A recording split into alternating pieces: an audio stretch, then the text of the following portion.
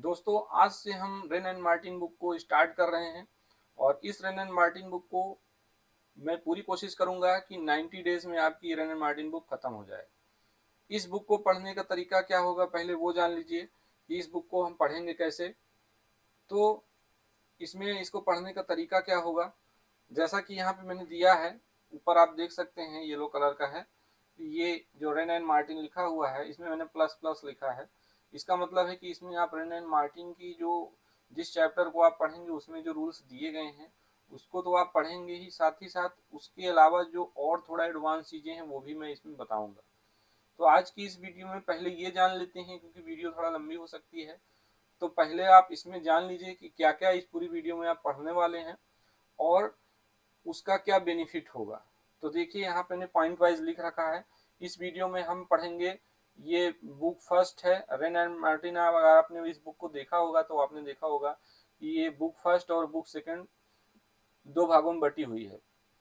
तो जो book first है उसके हम इसमें से फर्स्ट सेकंड एंड थर्ड ये तीन चैप्टर पढ़ेंगे।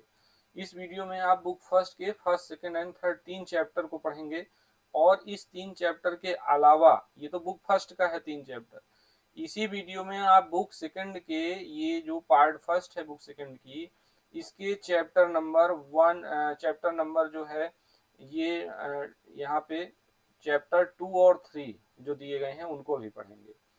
तो देखिए जो बुक फर्स्ट चैप्टर फर्स्ट है इसमें वन टू थ्री जो यहाँ पे दिया है चैप्टर, तो ये वन टू थ्री में आप सेंटेंस और फ्रेज और क्लॉज का बेसिक जानेंगे। बेसिक का मतलब उसमें केवल कॉन्सेप्ट बताया गया है कि ये क्या होते हैं और टाइप वाइज उनको नहीं बताया गया है।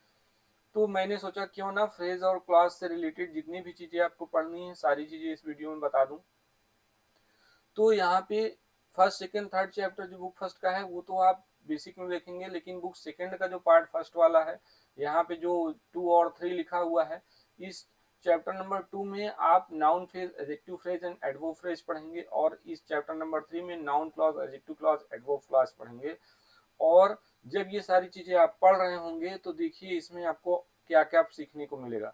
तो पहले तो आप इसमें देखेंगे कि concept and comparison of sentence phrase and clause मैंने यहाँ लिख रखा है। इसका मतलब है कि यहाँ पे मैं आपको सेंटेंस फ्रेज और क्लॉज का कॉन्सेप्ट बताऊंगा, जिसमें आप ये सीखेंगे कि सेंटेंस क्या होते हैं और क्या क्वालिटीज होती हैं सेंटेंस की, फ्रेज किसे कहेंगे और क्लॉज किसे कहेंगे, ये सारी चीजें सीखेंगे। और जब इतनी चीजें आप सीख लेंगे तो उसमें फिर और डिटेल में आपको मैं नाउन फ्रेज, क्योंकि फ्रेज जो होते हैं वो अभी आपको सब बताया जाएगा कितने तरह के होते हैं, तो इसी वीडियो में फिर आप concept of noun phrase adjective phrase and adverb phrase in तीनों का कॉन्सेप्ट सीखेंगे और उनका सेंटेंस में यूज कैसे होता है, कैसे आप जानेंगे कि नाउन फ्रेज है कि एडजेक्टिव फ्रेज की एडवर्ब फ्रेज है। इसके बाद concept of dependent and independent clause. इसी वीडियो में आपको ये आगे ये भी बताया जाएगा कि जो डिपेंडेंट क्लॉज और इंडिपेंडेंट क्लॉज होती हैं ये क्या होती हैं, इनको हम कैसे पहचानेंगे सेंटेंस में। और concept of noun clause adjective clause and adverb clause, यहाँ हम इन तीनों का भी कॉन्सेप्ट सीखेंगे। कॉन्सेप्ट सीखने का मतलब है कि इस वीडियो को देखने के बाद ना तो आपको noun phrase adjective phrase adverb phrase में कोई कंफ्यूजन होगा, ना ही आपको noun clause adjective clause adverb clause में कोई कंफ्यूजन होगा। अगर ये वीडियो आप पूरी देखते हैं तो उसका बेनिफिट आप खुद देखेंगे कि रेन एंड मार्टिन की ये जो बुक सेकंड है कंपोजिशन वाला पार्ट, ये इसमें जो एक्सरसाइज नंबर दिया गया है, अगर रेन एंड मार्टिन का बुक सेकंड का पार्ट फर्स्ट आप देखेंगे तो एक्सरसाइज नंबर जो दिया है वहाँ पे एक्सरसाइज नंबर 8, 13, 20, 23, 27, 31, इस वीडियो को देखने के बाद यहाँ पे आप ये कुल 6 एक्सरसाइजेस हैं जो आप वहाँ से कर पाएंगे और इतनी एक्सरसाइज तो आप बिल्कुल आराम से कर ही ले जाएंगे। साथ ही साथ अगर आप थोड़ा सा, आपको थोड़ा सा पहले से जानकारी होगी तो आप देखेंगे कि 8 नंबर एक्सरसाइज नंबर 8 से लेकर के 36 तक का भी आप कर सकते हैं। लेकिन इतना वीडियो देखने के बाद ये तो क्लियर है कि इतना तो आप कर ही ले जाएंगे और जो बीच में इसमें और बच रहे हैं अगर आप उनको नहीं कर पाते हैं तो इस वीडियो के बाद ये जो क्लॉज और फ्रेज है इसकी एक वीडियो और मैं बनाऊंगा जो कि इनकी एडवांस नॉलेज पे होगी। अगर उस वीडियो को भी आप देख लेते हैं तो फिर यहाँ जो मैंने लिख रखा है बुक सेकेंड का कंपोजिशन पार्ट है, एक्सरसाइज नंबर 8 से ये यहाँ पे लिख रखा है मैंने 36, 8 से लेकर 36, ये सारी एक्सरसाइज आप कर पाएंगे। और इसके अलावा जो एडवांस में जब बताऊंगा तो वहाँ की एक्सरसाइज जो रहेगी वो अलग। तो इसलिए ये वीडियो आपकी बहुत काम होने वाली है। इस वीडियो की स्किप बिल्कुल नहीं करिएगा, बहुत ही अच्छे से मैं इसमें समझाने वाला हूँ सारी चीजें। तो चलिए आइए हम पढ़ते हैं अपनी चीजें। तो यहाँ पे देखिए सबसे पहले हम पढ़ेंगे, मैं बिल्कुल स्टेप वाइज आपको चीजें बताने वाला हूँ, तो पूरा अंत तक वीडियो देखिएगा। सबसे पहले हम यहाँ पढ़ेंगे कि ये जो सेंटेंस होता है ये सेंटेंस क्या होता है। तो ये आप में से ज्यादातर लोग सेंटेंस के बारे में पहले से जानते होंगे कि जो सेंटेंस होता है ये क्या होता है, ग्रुप ऑफ वर्ड्स होता है। और ये जो ग्रुप ऑफ वर्ड्स होता है इसमें हमको और एक खास बात देखने को मिलेगी कि इसमें कम से कम एक सब्जेक्ट और एक फाइनाइट वर्ब देखने को मिलेगी। जो सेंटेंस होता है ये ग्रुप ऑफ वर्ड्स होता है और इसमें कम से कम एक सब्जेक्ट और एक फाइनाइट वर्ब देखने को मिलेगी। और तीसरी इसकी बात क्या है कि ये जो सेंटेंस होता है ये कंप्लीट सेंस देता है। जो सेंटेंस होता है ये क्या करता है, ये कंप्लीट सेंस देता है। तो इसमें तीन बातें हमको देखने को मिलेंगी सेंटेंस में। आप यहाँ देख सकते हैं, मैंने बताया यहाँ जो कॉन्सेप्ट लिखा है कि a sentence is a group of words. जैसे इस सेंटेंस में देख लीजिए ग्रुप ऑफ वर्ड्स है कि नहीं। तो इस सेंटेंस में आप देख सकते हैं कि यहाँ पे 1 2 3 4 5 6 कुल 6 वर्ड्स हैं। अब ये ग्रुप ऑफ वर्ड्स हम कहते किसे हैं, तो जब एक से अधिक वर्ड सेंटेंस में आते हैं तो उन्हें हम ग्रुप ऑफ वर्ड्स कहते हैं। तो देख सकते हैं यहाँ ग्रुप ऑफ वर्ड्स हैं। और दूसरी बात सेंटेंस में क्या बताई गई कि इसमें कम से कम एक सब्जेक्ट और एक फाइनाइट वर्ब हो। अब सब्जेक्ट और फाइनाइट वर्ब, ये फाइनाइट वर्ब क्या होती है, अगर आप ये नहीं जानते हैं तो मेरे प्लेलिस्ट में जाइए और वर्ब का बेसिक की एक मैंने प्लेलिस्ट बना रखी है, वहां से आप देख लीजिए। अभी के लिए मैं बता दे रहा हूँ कि फाइनाइट वर्ब ऐसी वर्ब जो सब्जेक्ट और टेंस के अकॉर्डिंग सेंटेंस में आती है। तो यहाँ पे देख सकते हैं कि सब्जेक्ट के अकॉर्डिंग यहाँ पे ये वाज आ रहा है, यहाँ पे ये सब्जेक्ट के अकॉर्डिंग वाज आ रहा है। तो पहली इसकी जो शर्त है सेंटेंस की वो इसमें देखिए पूरी हो रही है, ग्रुप ऑफ वर्ड्स है।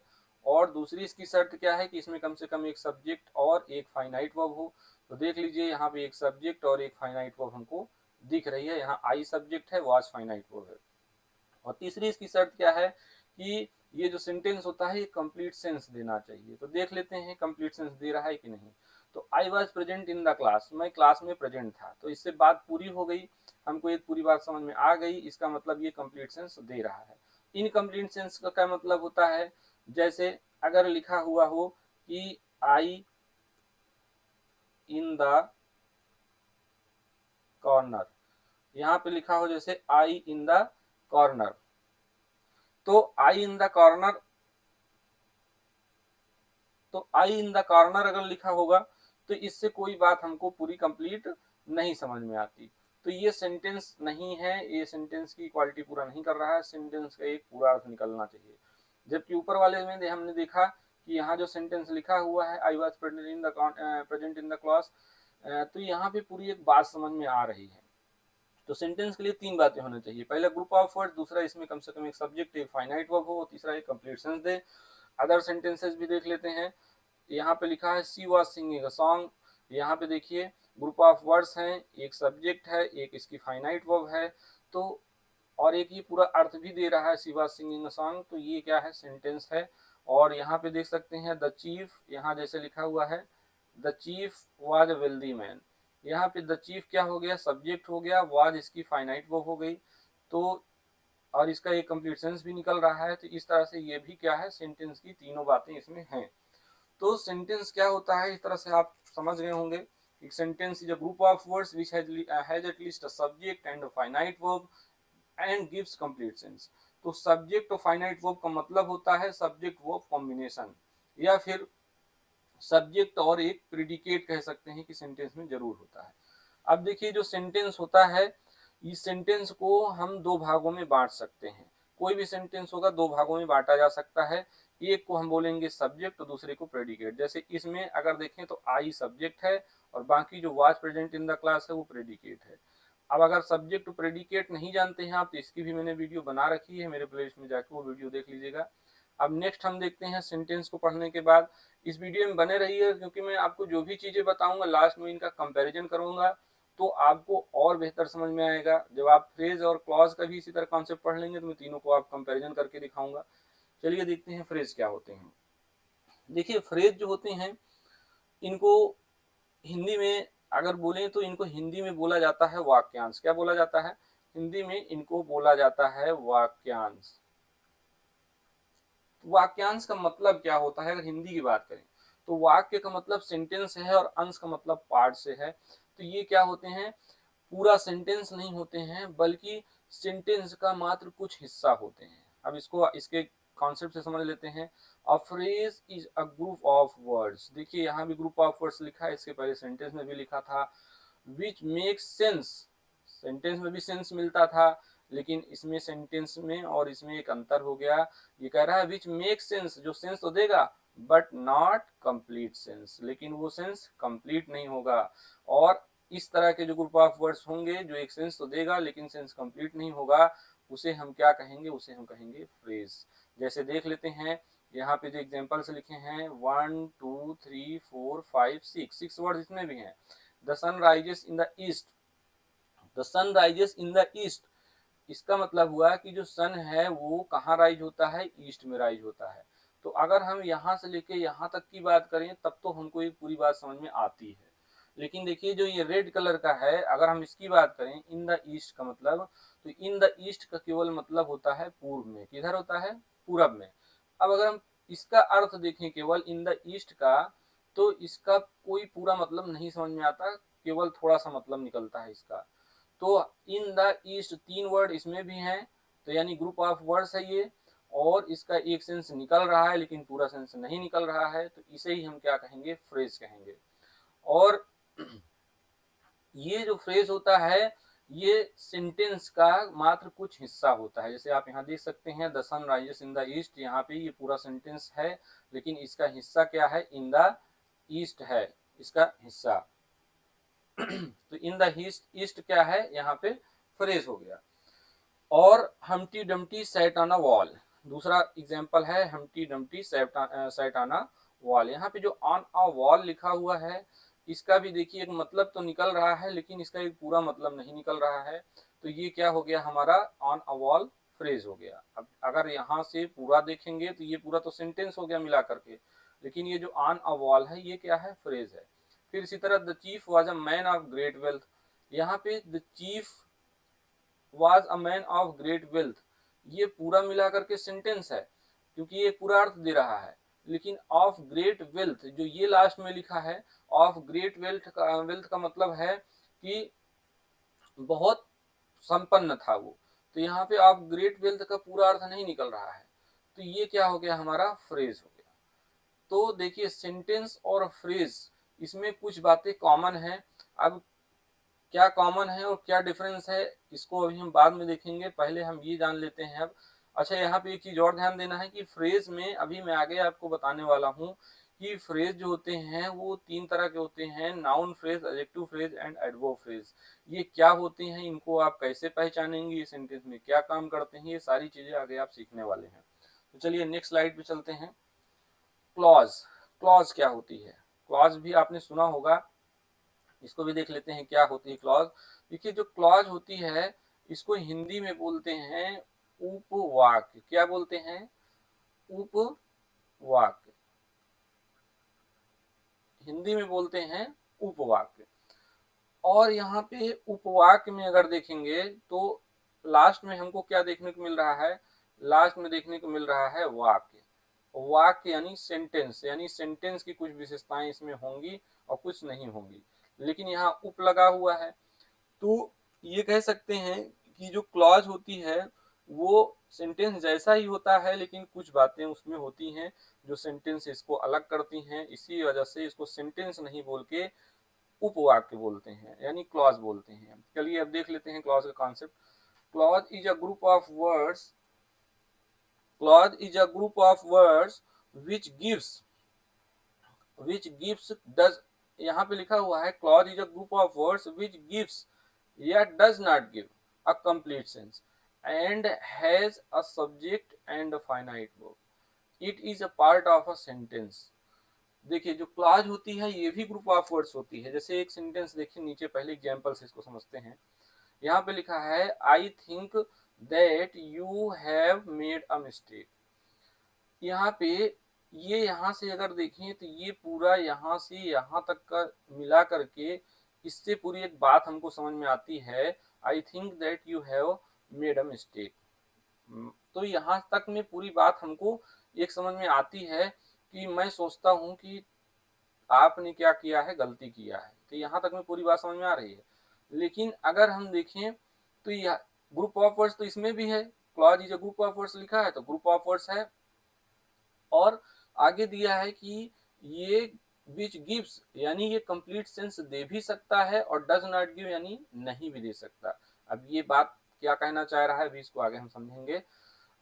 और इसमें एक बात क्या बोला गया है कि क्लॉज क्या होती है, इसमें भी एक सब्जेक्ट होती है और एक फाइनाइट वर्ब होती है। लेकिन ये पूरा सेंटेंस नहीं होता, बल्कि ये भी सेंटेंस का क्या होता है, एक हिस्सा होता है। अब जैसे यहाँ समझ लेते हैं, I think that you have made a mistake. अभी थोड़ी देर पहले आपको ये बताया गया था कि सेंटेंस में कम से कम एक सब्जेक्ट और एक फाइनाइट वर्ब जरूर होती है। वहाँ कम से कम इसीलिए बोला गया था कि एक सेंटेंस में एक से अधिक सब्जेक्ट और फाइनाइट वर्ब भी हो सकती हैं। यानी एक सेंटेंस में सब्जेक्ट वर्ब कॉम्बिनेशन जो है वो एक से अधिक हो सकते हैं। और जिस सेंटेंस में एक से अधिक सब्जेक्ट फाइनाइट वर्ब का जोड़ा बने तो समझ लीजिए कि उस सेंटेंस में कम से कम दो क्लॉज हैं। एक से अधिक बनेगी तो जाहिर सी बात है ये तो दो होंगी या दो से अधिक होंगी। तो जितने सब्जेक्ट वर्ब कॉम्बिनेशन बनेंगे उतनी क्लॉज उस सेंटेंस में है। जैसे यहाँ देख सकते हैं, यहाँ आई सब्जेक्ट हो गया, थिंक इसकी वर्ब हो गई। तो एक जोड़ा तो ये बन गया आई थिंक, एक जोड़ा क्या बन गया, आई थिंक बन गया। और दूसरा हम देख सकते हैं कि यहाँ पे यू आया हुआ है जो कि यहाँ सब्जेक्ट है, और यू हैव मेड, यहाँ पे यू हैव मेड क्या है, यहाँ इसकी फाइनाइट वर्ब है। तो यहाँ पे हैव क्या हो गया, फाइनाइट वर्ब हो गया किसका, यू का। तो you have made a mistake. तो इस तरह से हम देख सकते हैं कि ये सब्जेक्ट हो गया और ये प्रेडिकेट पार्ट हो गया, इसमें भी सब्जेक्ट और ये प्रेडिकेट पार्ट हो गया। तो यहाँ पे दो सब्जेक्ट वर्ब का कॉम्बिनेशन बन रहा है। इसका मतलब है कि इस सेंटेंस में दो क्लॉजेस आई हुई हैं, एक हो गया आई थिंक और दूसरा हो गया that you have made a mistake.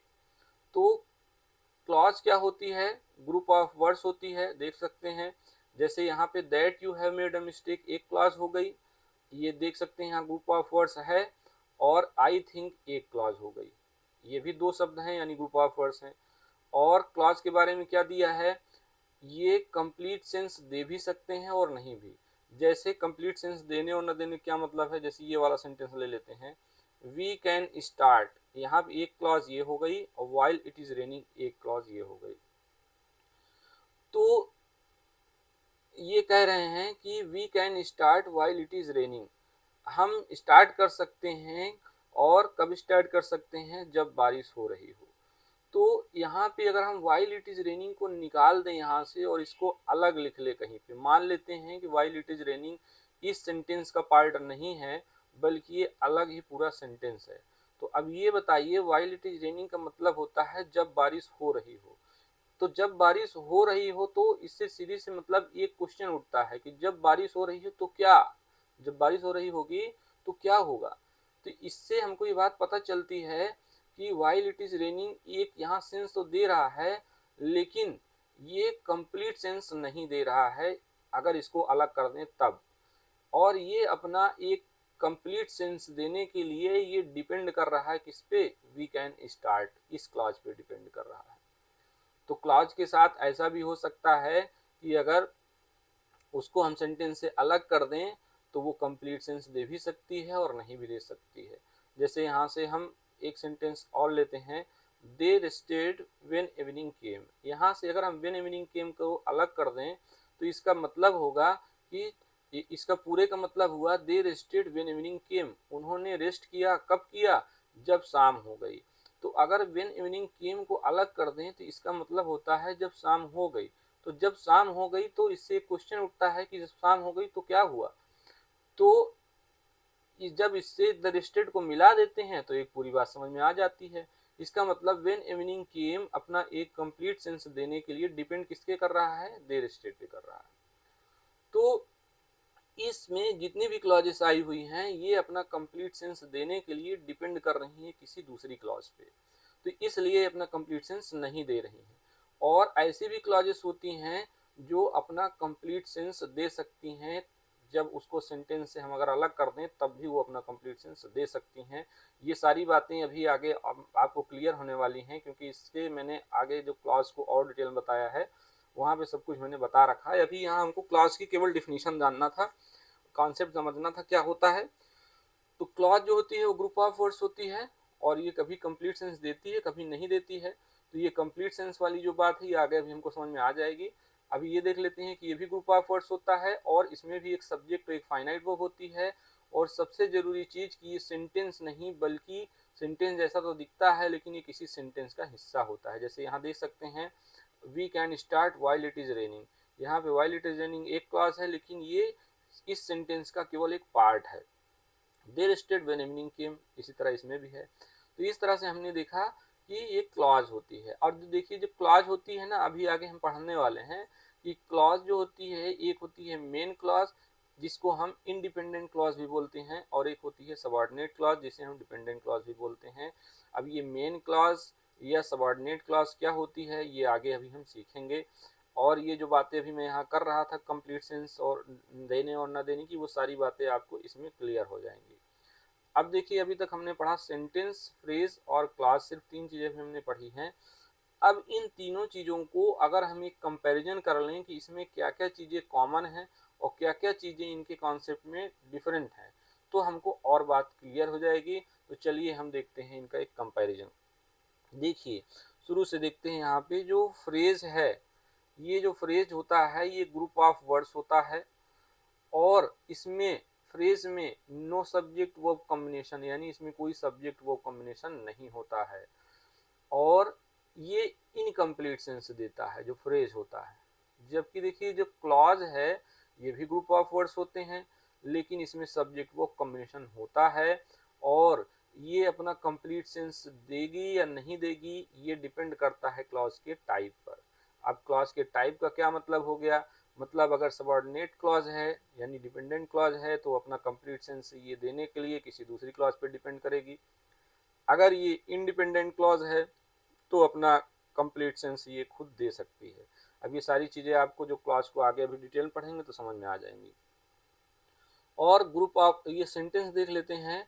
Sentence भी ग्रुप ऑफ वर्ड्स होता है, इसमें भी एक सब्जेक्ट वर्ब कॉम्बिनेशन मिलता है हमें, यानी सब्जेक्ट तो फाइनाइट वर्ब होती है और ये कंप्लीट सेंस देता है। तो अब एक बार देख लेते हैं। देखिए ग्रुप ऑफ वर्ड्स के अगर पॉइंट ऑफ व्यू से देखें तो फ्रेज में भी ग्रुप ऑफ वर्ड्स होता है, और क्लॉज में भी ग्रुप ऑफ वर्ड्स होता है, सेंटेंस में भी ग्रुप ऑफ वर्ड्स होता है। अब सब्जेक्ट वर्ब कॉम्बिनेशन के पॉइंट ऑफ व्यू से देखें, यानी किसमें सब्जेक्ट और फाइनाइट वर्ब होती है, तो फ्रेज में नहीं होती है, सब्जेक्ट वर्ब कॉम्बिनेशन क्लॉज में होता है और सेंटेंस में भी होता है। इसके बाद सेंस की बात करें तो फ्रेज में इनकम्प्लीट सेंस निकलता है, और क्लॉज में सेंस कंप्लीट होगा या नहीं होगा ये डिपेंड करता है क्लॉज के टाइप पर, और सेंटेंस कंप्लीट सेंस देता है। तो चलिए अब ये तो कंपैरिजन हो गया। अब उम्मीद करता हूँ कि आपको इतनी चीजें समझ में आ गई होंगी, और अगर आपको ये सारी चीजें समझ में आ रही हैं तो वीडियो में अंत तक बने रहिएगा, और ज़्यादा से ज़्यादा वीडियो को शेयर करिए ताकि और भी लोग जुड़ सकें जो ये सारी चीज़ें पढ़ना चाहते हैं, जिनको एग्जाम देना है आगे चल के। अब देखते हैं इसके बाद फ्रेज। अभी जैसे कि मैंने पहले थोड़ी देर पहले बताया कि इन सारी चीज़ों को हम डिटेल में भी पढ़ेंगे, तो अब हम इसको डिटेल में पढ़ने वाले हैं। अब आपका बुक फर्स्ट का जो फर्स्ट सेकंड थर्ड चैप्टर थे वो कवर हो चुके हैं, अब हम कवर करने वाले हैं बुक सेकंड के जो मैंने चैप्टर की बात की थी, सेकंड और थर्ड वाले, उनको कवर करने वाले हैं। तो देखिए जो फ्रेज होते हैं ना, ये तीन तरह का होता है, यहाँ मैंने ऑलरेडी बना रखा है। ये नाउन फ्रेज हो गया, ये एडजेक्टिव फ्रेज हो गया, और ये एडवर्ब फ्रेज हो गया। अब ये नाउन फ्रेज होता क्या है, एडजेक्टिव फ्रेज क्या होता है, एडवर्ब फ्रेज क्या होता है, अब यही सारी चीजें हमको आगे सीखना है। तो इसको अब हम टाइप वाइज अलग अलग सीखेंगे, पहले नाउन फ्रेज को, फिर एडजेक्टिव फ्रेज को, फिर एडवर्ब फ्रेज को। पहले हम नाउन फ्रेज को सीखेंगे कि नाउन फ्रेज क्या होता है। यहाँ पे देख सकते हैं लिखा हुआ है नाउन फ्रेज। क्या लिखा हुआ है? Noun phrase. सारी बातें यहीं से क्लियर हो जाती हैं। फ्रेज एस आपसे मैंने पहले ही बताया था कि जो फ्रेज होता है वो क्या होता है। यहाँ नाउन भूल जाइए थोड़ी देर के लिए कि यहाँ नाउन भी लिखा हुआ है। मान लीजिए यहाँ केवल लिखा है क्या? फ्रेज लिखा है। तो फ्रेज क्या होता है ये आप देख चुके हैं कि फ्रेज ग्रुप ऑफ वर्ड्स होता है जिसमें कोई सब्जेक्ट को कॉम्बिनेशन नहीं होता है और इसका एक इनकम्प्लीट सेंस निकलता है। लेकिन ये जो ग्रुप ऑफ वर्ड्स होते हैं इसमें इसके पहले यानी इस फ्रेज के पहले नाउन भी लगा हुआ है। अब इसे नाउन फ्रेज बोला जा रहा है। तो नाउन फ्रेज किसे कहेंगे? तो देखिए यहाँ क्या लिखा हुआ है, if a group of words, group of words का मतलब फ्रेज।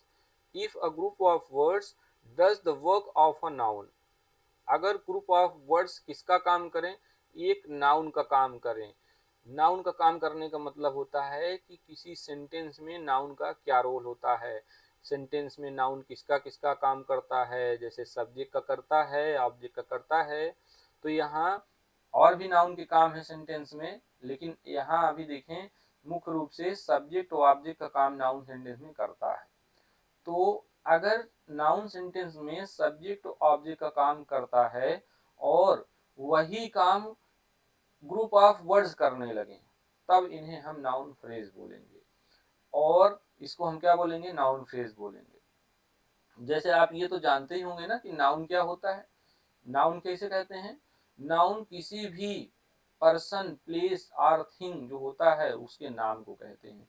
यानी इस दुनिया में जो भी चीजें हैं जिन्हें हम देख सकते हैं, सुन सकते हैं, महसूस कर सकते हैं या नहीं देख सकते हैं फिर भी उनका नाम है, वो सारी चीजें नाउन होती हैं। वो सेंटेंस में काम करते हैं सब्जेक्ट और ऑब्जेक्ट का। तो अगर सेंटेंस में जो नाउन होते हैं वो सब्जेक्ट और ऑब्जेक्ट का काम कर सकते हैं और उन्हीं के जैसे कुछ ग्रुप ऑफ वर्ड्स भी हों जो वही काम ग्रुप ऑफ वर्ड्स भी कर रहे हों, तो उन ग्रुप ऑफ वर्ड्स को हम नाउन फ्रेज कहते हैं। जैसे यहाँ पे देख सकते हैं ये लिखा हुआ है the boy want something. The boy want something लिखा हुआ है। इसका मतलब है कि यहाँ पे अभी देखिए ये जो समथिंग है ना, इस सेंटेंस का ये ऑब्जेक्ट है। यहाँ लिखा है द बॉय वांट्स समथिंग, यानी लड़का जो है वो कुछ चाहता है। अब अगर आप यहाँ पे ये वर्ड देखिए तो ये क्या है? यहाँ ऑब्जेक्ट का काम कर रहा है। किसका काम कर रहा है? ऑब्जेक्ट का काम कर रहा है। तो और ऑब्जेक्ट पता कैसे करेंगे? तो इसको अगर आप नहीं जानते हैं तो मेरे प्लेलिस्ट में जाकर के इसका वीडियो आप देख सकते हैं। तो यहाँ पे ऑब्जेक्ट का काम कर रहा है और अभी के लिए मैं बता दे रहा हूँ कि अगर हम मेन वर्ब से क्वेश्चन करें क्या और किसे का, तो हमें ऑब्जेक्ट पता चल जाएगा। अगर क्या और किसे का प्रश्न करने पे हमें कोई आंसर मिल रहा है तो जो आंसर होगा वही ऑब्जेक्ट होगा। जैसे द बॉय वांट समथिंग, तो चाहता है, क्या चाहता है? समथिंग। आंसर क्या मिला? समथिंग। यानी ये हमारा ऑब्जेक्ट का काम कर रहा है। लेकिन ये है क्या? ये एक ही शब्द तो है, तो ये नाउन हो गया या ये यहाँ पे इंडेफिनिट प्रोनाउन है। लेकिन अगर यही काम यानी जो ये काम यहाँ ऑब्जेक्ट कर रहा है, अगर यही काम कोई और करे जिसमें एक से अधिक शब्द आए, जैसे इस सेंटेंस में है the boy wants to go home, लड़का घर जाना चाहता है। चाहता है, क्या चाहता है? घर जाना चाहता है। अब ये बात हमको कितने शब्द से पता चली? 1, 2 एंड 3 से पता चली। अब ये 3 क्या है? एक से अधिक हो गए ना, तो ये तो ग्रुप ऑफ वर्ड्स हो गए। अब काम तो वही कर रहे हैं जो इधर ये कर रहा है, एक शब्द मिल करके ये ऑब्जेक्ट का काम कर रहा है, तो यहाँ पे टू गो होम ऑब्जेक्ट का काम कर रहे हैं। तो ये जो यहाँ पे टू गो होम है इसे हम क्या कहेंगे? इसे हम कहेंगे नाउन फ्रेज। क्या कहेंगे? नाउन फ्रेज कहेंगे। यानी ये क्या हो गया हमारा? नाउन फ्रेज हो गया। जैसे ये वाला देखते हैं, ही नोज इंग्लिश, वह इंग्लिश जानता है। क्या जानता है? इंग्लिश जानता है। तो इंग्लिश क्या हो गया हमारा? ऑब्जेक्ट हो गया। अब देखिए ये जो ऑब्जेक्ट इंग्लिश है ये पार्ट्स ऑफ स्पीच में क्या है? नाउन है, लेकिन यहाँ काम किसका कर रहा है? ऑब्जेक्ट का कर रहा है। और कितना है यहाँ पे? एक ही शब्द तो लिखा है। अब इस वाले में देखते हैं, he knows how to speak English, वो इंग्लिश बोलना जानता है। क्या जानता है? इंग्लिश बोलना। तो यहाँ पे इंग्लिश बोलना, ये बात यहाँ पे कितने वर्ड से पता चली हमको? 1, 2, 3, 4 एंड 5। तो यही चीज हमको 5 वर्ड से पता चली। अब ये 5 वर्ड्स क्या है? हमारे ग्रुप ऑफ वर्ड्स हैं। अच्छा यहाँ पे देखिए इस ग्रुप ऑफ वर्ड्स में और इसके ऊपर वाले ग्रुप ऑफ वर्ड्स में कोई सब्जेक्ट वर्ब कॉम्बिनेशन नहीं बन रहा है। और ये है क्या, फ्रेज है, ग्रुप ऑफ वर्ड्स हैं। तो ऐसे ग्रुप ऑफ वर्ड्स जो सेंटेंस में काम किसकी तरह करें, नाउन की तरह करें। यानी नाउन सेंटेंस में अगर ऑब्जेक्ट का काम कर रहा है, या और सेंटेंस में सब्जेक्ट का काम कर सकता है, या फिर प्रोनाउन सेंटेंस में सब्जेक्ट और ऑब्जेक्ट का काम कर सकता है, और उसकी जगह एक से अधिक शब्द मिलकर वही काम करे, यानी फ्रेज अगर वही काम करते हैं, तो उन्हें हम क्या कहते हैं, नाउन फ्रेज कहते हैं। अब देख लेते हैं इसके आगे एडजेक्टिव फ्रेज। एडजेक्टिव फ्रेज क्या होता है, तो यहाँ पे बताया गया है कि if a group of words does the work of an adjective we call it adjective phrase. जैसे यहाँ पे सेंटेंस देखिए पहले, the chief lived in a stone house. यहाँ लिखा है the chief lived in a stone house. इसका मतलब हुआ कि जो चीफ है वो किसमें रहते थे, एक पत्थर वाले घर में रहते थे, जो घर पत्थर से बना हुआ था। तो यहाँ पे जो स्टोन है ये क्या है, ये एडजेक्टिव का काम कर रहा है। और अभी ये है कितना, एक ही वर्ड है स्टोन।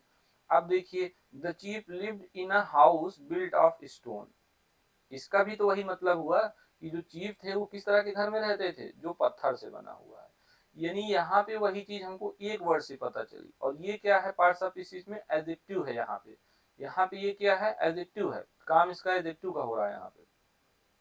तो अब यहाँ पे वही चीज हमको कितने वर्ड से पता चल रही है, 3 वर्ड से पता चल रही है। ये 3 वर्ड्स हमारे क्या है, ग्रुप ऑफ वर्ड्स हैं।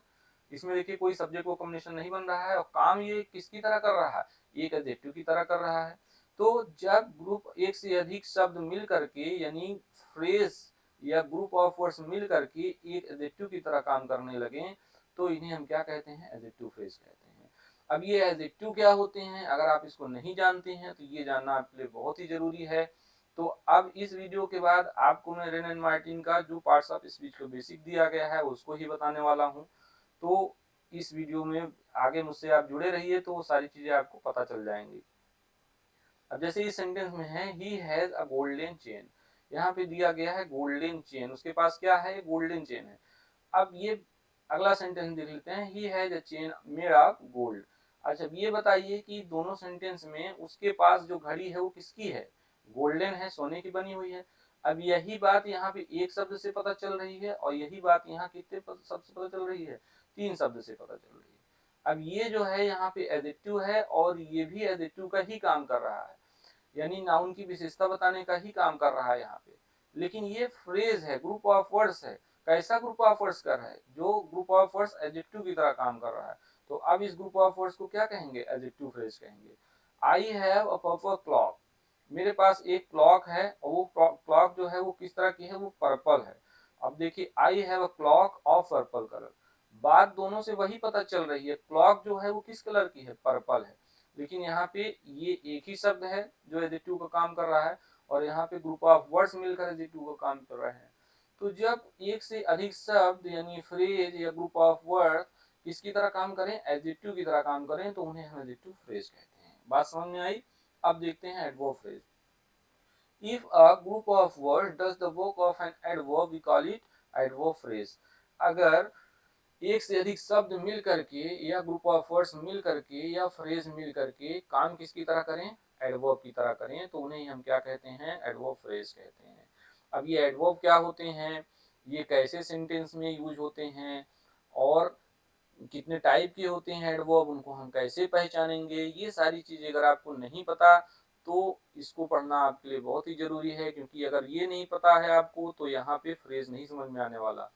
और ये सारी चीजें भी मैं पार्ट्स ऑफ स्पीच के बेसिक में आपको सब बताने वाला हूँ। रेन एंड मार्टिन बुक में सारी चीजें जैसे दी गई हैं मैं वैसे ही बताऊंगा। और Wren and Martin as you all know की बहुत ही इंपॉर्टेंट बुक है किसी भी कम्पिटिटिव एग्जाम्स के लिए। क्योंकि आप कोई अगर मार्केट से कम्पिटिटिव एग्जाम्स वाली बुक लेंगे तो केवल उसमें एडवांस ग्रामर रहती है, बेसिक नहीं दिया रहता। और हमारी आदत होती है हम बेसिक कभी पढ़े भी नहीं रहते हैं, जो कि चीजें इसमें मिल जाएंगी हमको। और ढेर सारी एक्सरसाइजेज भी मिल जाती हैं, ये बहुत बेनिफिशियल है हमारे लिए। अब देखते हैं, यहाँ लिखा है राम रैन क्विकली, राम बहुत तेजी से दौड़ा। कैसे दौड़ा, तेजी से दौड़ा। यहाँ पे क्विकली क्या है, एडवर्ब है, और किसकी विशेषता बता रहा है, वर्ब की विशेषता बता रहा है। यहाँ पे देखते हैं Ram ran with great speed, Ram बहुत तेजी से दौड़ा, वही बात इसमें भी पता चल रही है। लेकिन यहाँ पे कितने शब्द मिलकर वही बात बता रहे हैं, 3 शब्द मिलकर के, यानी ये 3 शब्द हैं क्या, एक फ्रेज है। अब देखिए, जब सेंटेंस में एक शब्द एडवर्ब का काम करे तो उसे हम एडवर्ब कहेंगे, लेकिन सेंटेंस में जो ग्रुप ऑफ वर्ड्स मिलकर वही काम करें तो इसे हम एडवर्ब फ्रेज कहेंगे। जैसे ही आंसर्ड र्यूडली, यहाँ पे दिया है ही आंसर्ड र्यूडली, यहाँ पे देखिए ये एडवर्ब है, और he answered in a very rude manner, यहाँ पे वही बात हमको इतने ग्रुप ऑफ वर्ड से पता चल रही है, यानी फ्रेज से पता चल रही है, तो ये एडवर्ब है, लेकिन ये क्या हो गया, एडवर्ब फ्रेज हो गया। He does his work carelessly, यहाँ पे ये एडवर्ब है, लेकिन यहाँ पे ये क्या हो गया, एडवर्ब फ्रेज हो गया। तो आई होप कि आपको ये सारी चीजें समझ में आ गई होंगी। अगर आप इस वीडियो को देख रहे हैं अभी तक और आपको कोई कंफ्यूजन हो तो आप कमेंट बॉक्स में टाइप कर सकते हैं, और उसको जरूर मैं सॉल्व करूंगा उस कंफ्यूजन को। और इसके बाद देखते हैं फिर नेक्स्ट क्लॉज। देखिए, फ्रेज तो हम समझ लिए, यानी अभी हमने बुक सेकंड जो कंपोजिशन वाला पार्ट है उसका पार्ट फर्स्ट का जो फ्रेज वाला था सेकंड चैप्टर वो खत्म किया है। अब हम थर्ड चैप्टर देखते हैं उसका, जिसमें हम क्लॉज को डिटेल में पढ़ने वाले हैं, और इसी में आपको सारी चीजें ये जो अभी हमने लिख रखी हैं पता चलने वाली है। तो देखिए, जो क्लॉज होती है ये क्या होती है। क्लॉज, इसके पहले तो हम ये समझ ही चुके हैं कि क्लॉज ग्रुप ऑफ वर्ड्स होते हैं, इसमें भी एक सब्जेक्ट वर्ब होती है, और ये अपना कंप्लीट सेंस दे भी सकता है और नहीं भी दे सकता है। अब ये चीज हमको इसमें समझने वाले हैं कि कंप्लीट सेंस देने और न देने का क्या मतलब होता है। तो पहले ये देख लेते हैं कि जो क्लॉज है ना, ये सेंस के आधार पर दो तरह की होती है। सेंस के आधार पर मतलब कंप्लीट सेंस देने और न देने के आधार पर, ये दो तरह की होती है, जिसमें इसको हम कहते हैं, एक होती है मेन क्लॉज, या इसे हम इंडिपेंडेंट क्लॉज भी कह सकते हैं, और एक होती है सबऑर्डिनेट क्लॉज या डिपेंडेंट क्लॉज भी इसे हम कह सकते हैं। देखिए, जो मेन क्लॉज होती है जिसे हम इंडिपेंडेंट क्लॉज भी कहते हैं, तो इंडिपेंडेंट का मतलब क्या होता है पहले ये बताइए आप। तो इंडिपेंडेंट का मतलब क्या होता है, इंडिपेंडेंट का मतलब होता है स्वतंत्र। क्या होता है, स्वतंत्र। और मुझे लगता है आप सभी जानते होंगे कि स्वतंत्रता का क्या मतलब होता है। स्वतंत्रता का मतलब है जो किसी पर निर्भर ना हो। अब यहाँ देखिए, यहाँ किसके निर्भर और न निर्भर होने की बात हो रही है, तो क्लॉज की हो रही है। तो क्लॉज क्या होगी आप पहले ही पढ़ चुके हैं इसी वीडियो में। ये ग्रुप ऑफ वर्ड्स होंगी जिसमें एक सब्जेक्ट एक फाइनाइट वर्ब भी होगी। अब देखते हैं कि यहाँ पे इसको हम कब मेन क्लॉज कहेंगे, कब सबऑर्डिनेट क्लॉज कहेंगे। तो जैसे ये सेंटेंस है, दे रेस्टेड व्हेन इवनिंग केम, और तो यहाँ पे देखिए लिखा हुआ है दे रेस्टेड व्हेन इवनिंग केम। यहाँ पे एक क्लॉज ये हो गई दे रेस्टेड, और दूसरी क्लॉज क्या हो गई, व्हेन इवनिंग केम। देखिए, दे रेस्टेड का मतलब क्या हुआ, उन्होंने रेस्ट किया, और व्हेन इवनिंग केम का मतलब क्या हो गया, जब शाम हो गई। अब ये बताइए, अगर इसमें से हम इस पार्ट को अलग कर दें और मान लें कि यही सेंटेंस खत्म हो गया, तो दे रेस्टेड का मतलब उन्होंने आराम किया। बात पूरी समझ में आ गई इससे।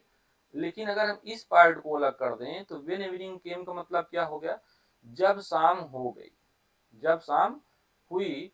तो जब शाम हुई तो इससे फिर एक क्वेश्चन उठता है कि जब शाम हुई तो क्या हुआ। यहाँ मतलब ये हुआ कि इससे बात पूरी हमारी नहीं हुई। अच्छा, इसकी बात अगर हमको पूरी करनी हो, व्हेन इवनिंग केम को अगर हम चाहते हैं कि शाम को क्या हुआ यानी एक पूरी बात हमें पता चल जाए, तो हमको इस क्लॉज से इसको जोड़ना पड़ेगा। तो इसलिए यहाँ पे ये वाली क्लॉज अपना कंप्लीट सेंस देने के लिए हम देखें तो ये निर्भर किस पे कर रही है, डिपेंड कर रही है ये वाली क्लॉज पे, देयर स्टेट पे। इसीलिए ऐसी क्लॉज जो अपना कंप्लीट सेंस देने के लिए किसी दूसरी क्लॉज पे डिपेंड करे, तो इस क्लॉज को हम क्या बोलेंगे, डिपेंडेंट क्लॉज बोलेंगे। क्या बोलेंगे, डिपेंडेंट क्लॉज बोलेंगे, या इसी क्लॉज को हम सबऑर्डिनेट क्लॉज भी बोल सकते हैं। वैसे सबऑर्डिनेट का मतलब ही होता है जो किसी के अधीन हो। यहाँ अधीन का मतलब है कि व्हेन इवनिंग केम किसके अधीन है, देयर स्टेट के अधीन है। और इस सेंटेंस में देखिए, we shall wait here until you come, इसका मतलब हुआ कि वी शैल वेट हियर, हम यहाँ इंतजार करेंगे, और कब तक इंतजार करेंगे, अंटिल यू कम, जब तक तुम नहीं आ जाते। तो यहाँ पे अगर हम देखें अंटिल यू कम, जब तक तुम नहीं आ जाते, मतलब जब तक तुम आते हो। वी शैल वेट हियर, हम यहाँ इंतजार करेंगे, कब तक इंतजार करेंगे, जब तक तुम आते हो। जब तक तुम आते हो मतलब जब तक तुम नहीं आ जाते तब तक ये इंतजार करेंगे। अब यहाँ अगर अनटिल यू कम को देखें तो इसका जो सेंस निकल रहा है जब तक तुम नहीं आ जाते या जब तक तुम आते हो। इससे क्वेश्चन उठता है कि फिर जब तक तुम आते हो तब तक क्या होगा। तो इसका कंप्लीट सेंस देने के लिए ये डिपेंड किस पे कर रही है, ये डिपेंड कर रही है ये वाली क्लॉज पे। तो यहाँ पे इस क्लॉज को हम सबऑर्डिनेट क्लॉज बोलेंगे या डिपेंडेंट क्लॉज बोलेंगे, और ये जो क्लॉज है इसमें और इसमें इसे हम क्या बोलेंगे, मेन क्लॉज बोलेंगे। तो इससे एक बात हमको पता चलती है कि ऐसी क्लॉज जो अपना कंप्लीट सेंस देने के लिए किसी दूसरी क्लॉज पे निर्भर ना हो उसे हम बोलते हैं इंडिपेंडेंट क्लॉज। क्या बोलते हैं, इंडिपेंडेंट क्लॉज। और ऐसी क्लॉज जो अपना कंप्लीट सेंस देने के लिए किसी दूसरी क्लॉज पे निर्भर हो उसे हम बोलते हैं सबऑर्डिनेट क्लॉज या डिपेंडेंट क्लॉज। बात समझ में आ गई? नहीं समझ में आई तो कमेंट बॉक्स में टाइप करें। मुझ तक बात पहुंचाने का कमेंट बॉक्स आपका क्या है, मीडियम है, तो वहां से आप बिल्कुल without any hesitation you can type. अब नेक्स्ट देखते हैं क्लॉज में। ये जो अभी आपने देखा कि ये जो सबऑर्डिनेट क्लॉज होती है ना, मेन क्लॉज तो ऐसी क्लॉज होती है जो अपने आप में स्वतंत्र होती है अपना सेंस देने के लिए, ये अपना पूरा कंप्लीट सेंस देने के लिए किसी पे डिपेंड नहीं होती है। लेकिन सबऑर्डिनेट क्लॉज क्या होती है, ये अपना कंप्लीट सेंस देने के लिए किसी दूसरी पर निर्भर करती है। तो ये जो सबऑर्डिनेट क्लॉज होती है ना, ये भी तीन तरह की होती है। और ये जो मेन क्लॉज होती है इसके बारे में एक बात और जान लीजिए कि ये जो इंडिपेंडेंट क्लॉज होती है या मेन क्लॉज जो होती है, इसको जब किसी सेंटेंस में दो क्लॉज आ जाएं और दोनों में इंडिपेंडेंट हो और किसी कोऑर्डिनेटिंग कंजंक्शन से जोड़ दिया जाता है, तो जो क्लॉज कोऑर्डिनेटिंग कंजंक्शन से जोड़ी जाती है उसे कोऑर्डिनेटिंग क्लॉज कहते हैं। अब देखते हैं सबऑर्डिनेटिंग क्लॉज को, ये हमारे लिए बहुत ही जरूरी है, इसको भी डिटेल में हमको पढ़ना होगा। देखिए जो सबऑर्डिनेटिंग क्लॉज होती है ये तीन तरह की होती है, यहाँ पे दिया हुआ है। पहला है नाउन क्लॉज, दूसरा है एडजेक्टिव क्लॉज और तीसरा है एडवर्ब क्लॉज। अब सबऑर्डिनेटिंग क्लॉज कितनी तरह की होती है, तीन तरह की होती है। पहला है नाउन क्लॉज, दूसरा है एडजेक्टिव एंड तीसरा क्या है, एडवर्ब क्लॉज। अब देखते हैं इसको टाइप वाइज। नाउन क्लॉज क्या होती है, तो ठीक वैसे ही जैसे अभी आप थोड़ी देर पहले नाउन फ्रेज पढ़े थे, जिसमें आपने पढ़ा था फ्रेज तो आप जान ही चुके थे कि फ्रेज ग्रुप ऑफ वर्ड्स होते हैं। तो जब ग्रुप ऑफ वर्ड्स मिलकर के नाउन का काम करने लगे तो उन्हें नाउन फ्रेज कहते हैं। तो यहाँ पे क्या बात हो रही है, यहाँ पे बात हो रही है नाउन क्लॉज की। तो क्लॉज क्या होती है आप जान ही चुके हैं, ग्रुप ऑफ वर्ड्स होते हैं जिसमें सब्जेक्ट वर्ब का कॉम्बिनेशन होता है। और जब किसी सेंटेंस में, यहाँ पे देखिए लिखा हुआ है it is a group of words, यानी नाउन क्लॉज क्या होते हैं, ग्रुप ऑफ वर्ड्स होते हैं। तो ये तो आप जानते हैं कि ठीक है क्लॉज ग्रुप ऑफ वर्ड्स होते हैं। Which contains subject and predicate, subject और प्रेडिकेट इसमें होती है, यानी एक सब्जेक्ट एक फाइनाइट वर्ब देखने को मिलेगी। और and does the work of noun in a sentence. तो यहाँ से अगर देखें तो यहाँ से लेकर के यहाँ तक में आपके लिए कुछ नया नहीं है। अगर अभी ये वीडियो आप शुरू से अभी तक देख रहे हैं तो यहाँ तक आपको पता है। नई चीज क्या है, ये नई चीज है आपके लिए कि जब कोई क्लॉज, यहाँ तक की बात अगर आपको पता है तो आप जान चुके हैं क्लॉज की बात हो रही है। जब कोई क्लॉज सेंटेंस में काम किसकी तरह करने लगे, एक नाउन की तरह करने लगे, यानी नाउन सेंटेंस में सब्जेक्ट और ऑब्जेक्ट का काम करता है। तो जब कोई क्लॉज सेंटेंस में सब्जेक्ट और ऑब्जेक्ट की तरह काम करने लगे तो उसे हम क्या कहते हैं, नाउन क्लॉज कहते हैं।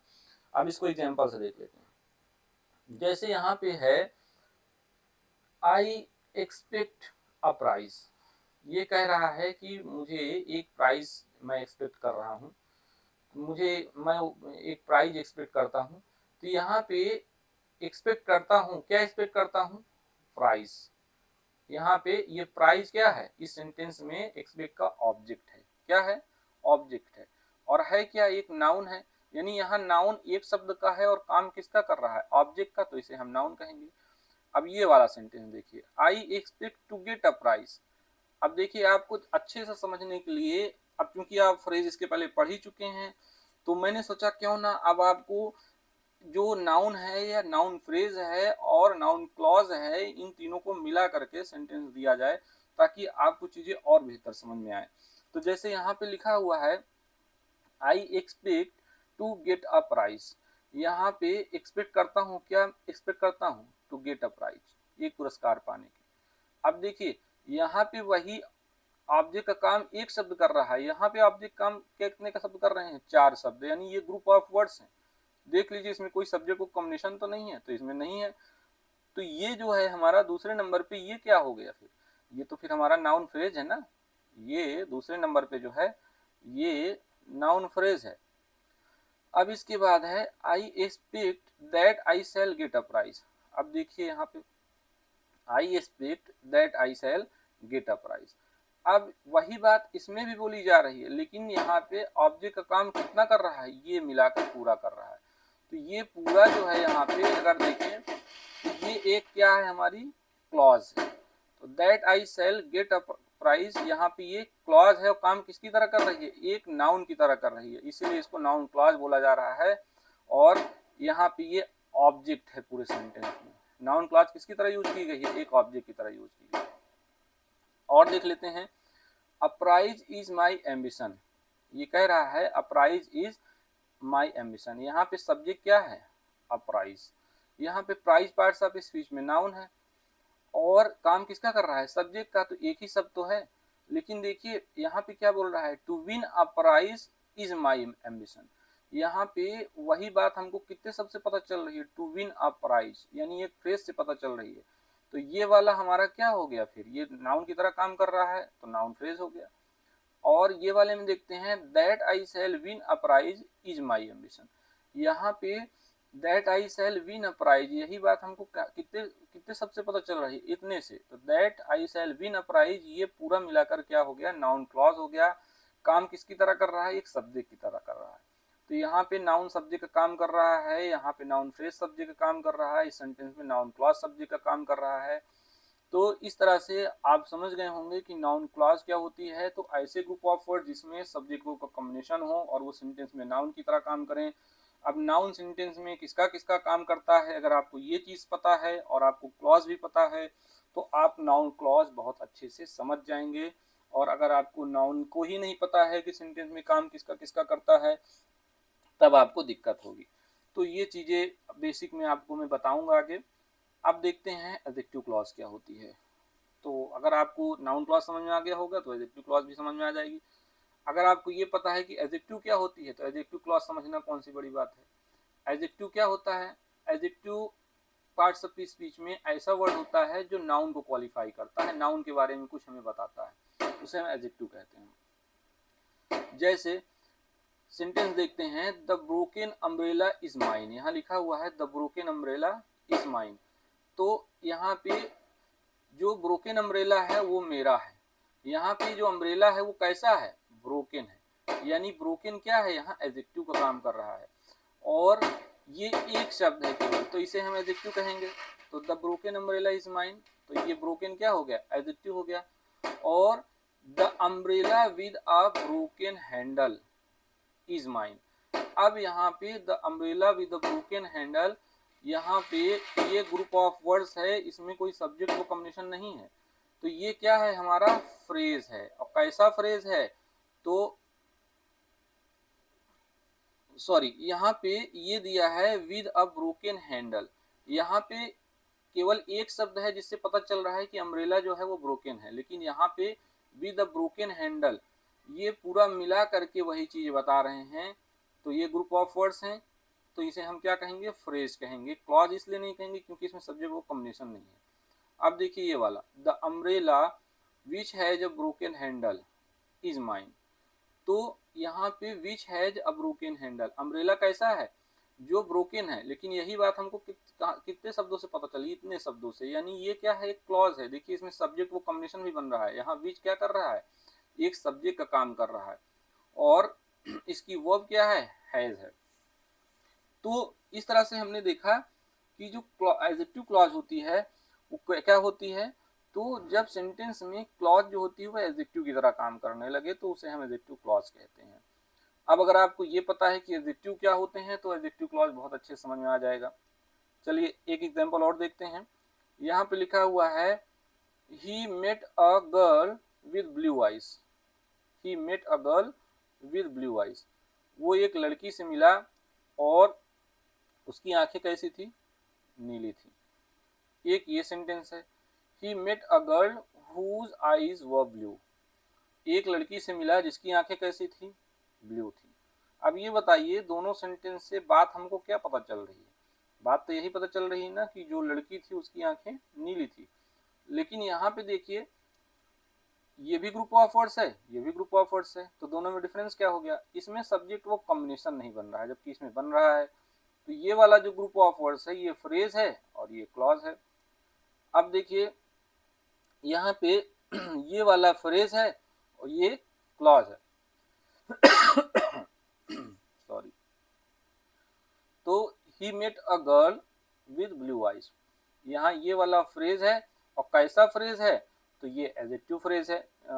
और यहाँ पे ये क्लॉज है, तो कैसी क्लॉज है, ये एडजेक्टिव क्लॉज है, यानी ये गर्ल के विषय में हमें कुछ बता रहा है, ये गर्ल के विषय में कुछ बता रहा है। तो इस तरह से जो एडजेक्टिव क्लॉज होती है वो ऐसी क्लॉज होती है जो एक एडजेक्टिव की तरह काम करे, उसे हम एडजेक्टिव क्लॉज कहते हैं। ऊपर मैंने कॉन्सेप्ट भी लिखा हुआ है, it is a group of words, यानी एडजेक्टिव क्लॉज की बात हो रही है कि ये जो एडजेक्टिव क्लॉज होती है ग्रुप ऑफ वर्ड्स होती है जिसमें कि एक सब्जेक्ट एक प्रेडिकेट होता है और ये सेंटेंस में काम किसकी तरह करता है, एक एडजेक्टिव की तरह करता है। चलिए नेक्स्ट देखते हैं एडवर्ब क्लॉज।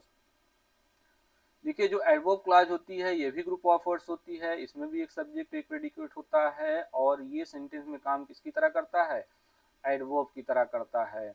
तो एडवर्ब की तरह करने का मतलब है कि एडवर्ब क्या होता है, सेंटेंस में क्या क्या काम करता है, कितने टाइप के एडवर्ब होते हैं, ये सारी चीजें आपको पता होंगी।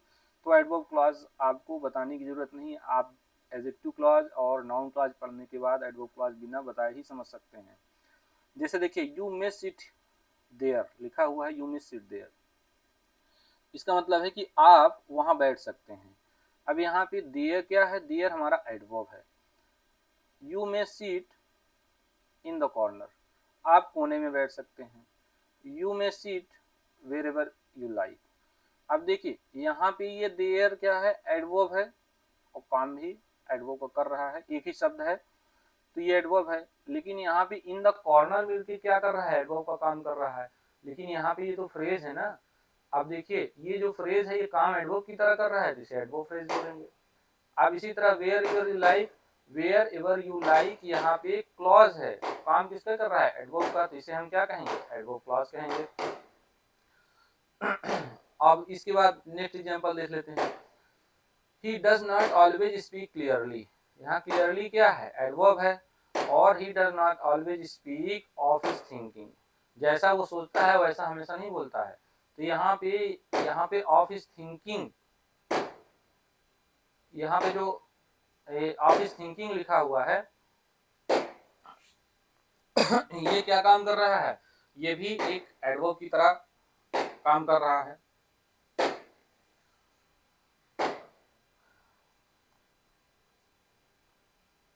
और इसके आगे लिखा है he does not always speak as he thinks, तो इसका मतलब है कि वो हमेशा वैसे नहीं बोलता जैसे कि सोचता है। अब यहाँ पे देखिए एज ही थिंक्स क्या है हमारा, ये एज ही थिंक्स एक क्लॉज है, इसमें सब्जेक्ट को कॉम्बिनेशन बन रहा है, तो इसे हम क्या कहेंगे, एडवर्ब क्लॉज कहेंगे। अब देखिए ये तो एडवर्ब हो गया और ये क्या हो गया, एडवर्ब क्लॉज हो गया। अब एक बार आप इसको देखिएगा, अब ये ऑफ हिज थिंकिंग जो लिखा हुआ है यहाँ पे थोड़ी देर पहले मैंने बताया कि ये क्या है, एडवर्ब फ्रेज है। लेकिन इसको आप एक बार ध्यान से देखिए और कमेंट बॉक्स में टाइप करके बताइए कि क्या मैं ये चीज सही बोल रहा हूँ। ये कमेंट बॉक्स में आप टाइप करके बताएंगे कि क्या ये of his thinking adverb phrase है यहाँ पे, और इसको जिसका जवाब सही होगा उसका मैं इसमें कमेंट बॉक्स में रिप्लाई दूंगा। इसको इसलिए मैंने आपके लिए क्वेश्चन छोड़ रखा है कि अगर आप ये वीडियो पूरी देखे हैं तो मेरी बात आप कितना समझे हैं। तो अब नेक्स्ट देखते हैं, अब नेक्स्ट नहीं है इस वीडियो में, इस वीडियो में इतनी ही बातें मुझे समझानी थी। और इतना वीडियो देखने के बाद अब आप रेन एंड मार्टिन का थोड़ी देर पहले जो फर्स्ट पेज में मैंने आपको बताया था एक्सरसाइज, वो सारी एक्सरसाइज आप देखेंगे। यहाँ पे बुक सेकेंड का पार्ट फर्स्ट वाला एक्सरसाइज है 8, 13, 20, 23, 27, 31, ये सारी एक्सरसाइज आप कर सकते हैं। अगर उस एक्सरसाइज को करने में दिक्कत हो रही है तो इसमें से आप मेरे प्लेलिस्ट में जाइएगा, रेन एंड मार्टिन की ये noun phrase, active phrase, adverb phrase और ये क्लॉज वगैरह वाली वीडियो मैंने ऑलरेडी बना रखी है, एक्सरसाइज मैंने करा रखी है, आप वहाँ से भी देख सकते हैं। अगर इसके बाद भी दिक्कत है तो कमेंट बॉक्स में टाइप करिए, मैं इसका एक अलग से वीडियो बनाऊंगा। क्योंकि अभी आप एक चीज़ जान लीजिए कि ये अभी जो फ्रेज और क्लॉज आपने पढ़ा ये केवल इसका एक पार्ट है वीडियो का, अभी दूसरा पार्ट आना है जिसमें एडवांस चीज़ें हम पढ़ेंगे। तो जब वो वाला भी आप पढ़ लेंगे तब आपको बहुत मज़ा आएगा, ये सारी चीज़ें पढ़ करके बहुत मज़ेदार चीज़ें होती हैं। तो आज की वीडियो में यहीं तक। Okay, thanks for watching this video.